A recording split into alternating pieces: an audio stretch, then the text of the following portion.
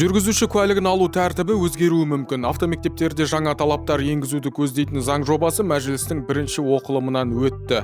Бастама жолдағы қауіпсіздікті арттыра ала ма? Тақырыпты тарқатып көрейік. Бүгінде елімізде 727 автомектеп бар, алайда олардың қызметі алдын ала лицензияланбайды және мемлекет оқу сапасын, материалдық техникалық базасын немесе мамандар құрамын ашылғанға дейін тексермейді.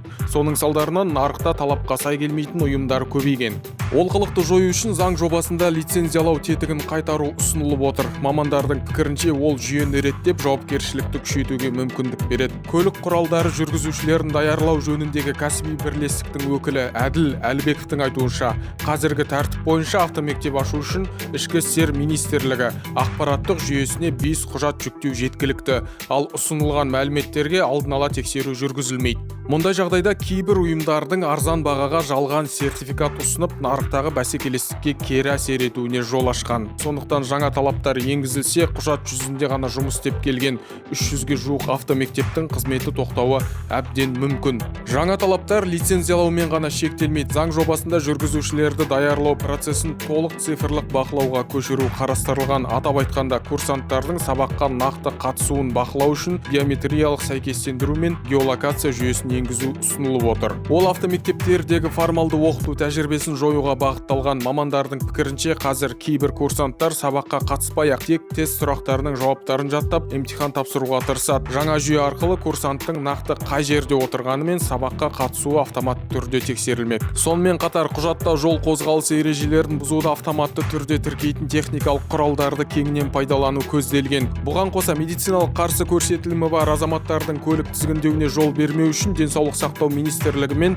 ішкі істер министрлігінің ақпараттық жүйелері біріктіріледі. Ал төленбеген айыппұлы бар жүргізушілерге кейбір мемлекеттік қызметтерді алу кезінде шектеу енгізу мәселесі қарастырылып жатыр. Мұндай өзгерістер кездейсоқ ұсынылып отырған жоқ. Биыл сәуір айында ішкі істер министрлігі аумақтық бөлімшелері автомектептердің қызметіне тексеру жүргізіп, бірқатар заң бұзушылықтарды анықтады. Тексеру барысында міндетті техникалық байқаудан өтпеген және сақтандыру полисі жоқ көліктерді пайдаланған 59 автомектеп анықталды. Соның салдарынан 701 оқу тобының қызметі тоқтатылған. Алайда жүргізушілерді даярлау жүйесіндегі түйткілдерді тек бақылауды күшейту арқылы шешу мүмкін емес. Сарапшылардың пікірінше, мәселе автомектептердің қызметінде ғана емес, оқыту тәсілінде де жатыр.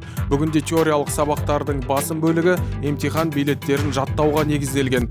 Бірақ мұндай әдіс жүргізушіні жолдағы нақты жағдайларға дайындай бермейді. Сондықтан мамандар жол көлік оқиғаларын талдауға, күрделі жол учаскелерін түсіндіруге және жүргізушілер жиі жіберетін қателіктерді көрсетуге көбірек көңіл бөлу қажет деп есептейді. Сонымен қатар, Қазақстанда жүргізушілерге арналған балдық жүйені енгізу мәселесі талқыланып жатыр. Жүйе бойынша жол ережесін бұзған сайын жүргізушінің балы азайып отырады. Сарапшылар мұндай тәжірибе көптеген елде өзін тиімді құрал ретінде дәлелдегенін айтады. Мамандардың пікірінше, тағы бір өзекті мәселе практикалық сабақтардың жеткіліксіздігі. Соның салдарынан жүргізуші куәлігін алған азаматтардың бір бөлігі жолға шыққанда қиындыққа тап болады. Әсіресе қала ішінде қозғалу, көлікті тұраққа қою немесе жолақ ауыстыру сияқты күнделікті әрекеттерде тәжірибенің аздығы байқалады. Бұл жағдай жүргізушінің жолдағы мінез құлқына да әсер етеді. Жаңадан рөлге отырғандар көбіне эмоцияға беріліп, телефон қолдану, музыка тыңдау немесе әңгімеге алаңдау сияқты әрекеттерге жиі жол береді. Нәтижесінде ара қашықтықты сақтамай, жол жағдайын толық бақылаудан шығарып алады. Сарапшылардың айтуынша, жүргізушінің әрекетіне жас ерекшелігі де ықпал етеді. Жастар тәуекелге жиі барады және қауіп-қатерді әрдайым толық бағалай бермейді. Ал егде жастағы адамдарда керісінше сенімсіздік пен қорқыныш басым болуы мүмкін. Сондықтан қысқа мерзімді курстарда жол ережелерін жаттаумен шектелмей, қауіпсіз жүргізу мәдениеті мен практикалық дағдыларды қалыптастыруға басымдық беру қажет. Жаңа өзгерістер жүргізушілерді даярлау сапасын арттырумен қатар жауапкершілікті күшейтуге де бағытталған. Заңгерлердің айтуынша, алдағы уақытта азаматтар автомектепке тіркелмес бұрын оның ішкі істер министрлігі реестрінде бар жоғын тексере алады. Бұл заңды жұмыс істейтін ұйымдарды таңдауға және күмәнді қызмет көрсетушілерден сақтануға мүмкіндік береді. Сонымен бірге, жалған құжат айналымына қатысты жауапкершілікте қатаңдауы мүмкін. Егер автомектеп жалған сертификат бергені анықталса, оған қылмыстық жауапкершілік қарастырылады. Ал сол құжат негізінде алынған жүргізуші куәлігі жарамсыз деп танылып, азамат көлік жүргізу құқығынан айырылуы ықтимал. Мамандар мұндай шаралар халықаралық тәжірибеге сай келетінін айтады. Өйткені көптеген дамыған елде жүргізуші куәлігі жай ғана құжат емес, жоғары жауапкершілікті талап ететін құқық ретінде қарастырылады. Мысалы, Германияда автомектептер міндетті лицензия бойынша жұмыс істейді. Арнайы жабдықталған көліксіз және білікті нұсқаушыларсыз қызмет көрсетуге рұқсат берілмейді, ал теориялық және практикалық дайындық қатар жүргізіледі. Жапонияда да талап қатаң. Автомектептердің жеке автодромы болуы, бекітілген оқу бағдарламасын қолдануы және сертификатталған мамандармен жұмыс істеуге міндетті.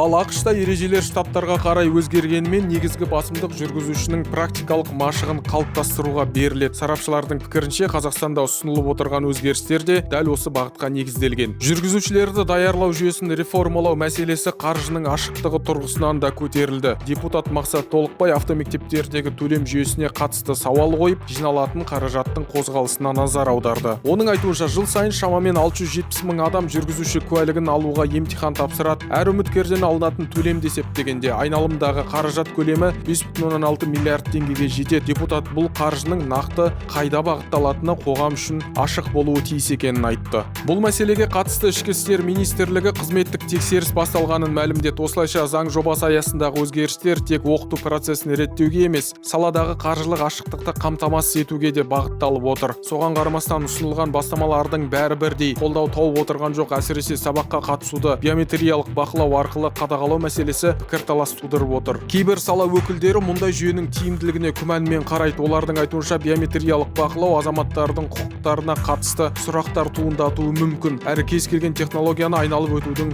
жолы табылады. Сонымен бірге, олар автомектептер қызметіне мемлекеттік бақылау қажет екенін жоққа шығармайды. Тек бақылау тетіктері тиімді әрі теңгерімді болуы керек деп есептейді. Жүргізушілерді даярлау жүйесін жаңарту қажеттігіне қатысты дау жоқ деуге болады. Осылайша талқылау негізінен реформаның өзіне емес, оны қандай құралдар арқылы және қандай тәртіппен жүзеге асыру керек деген мәселеге тіреліп отыр.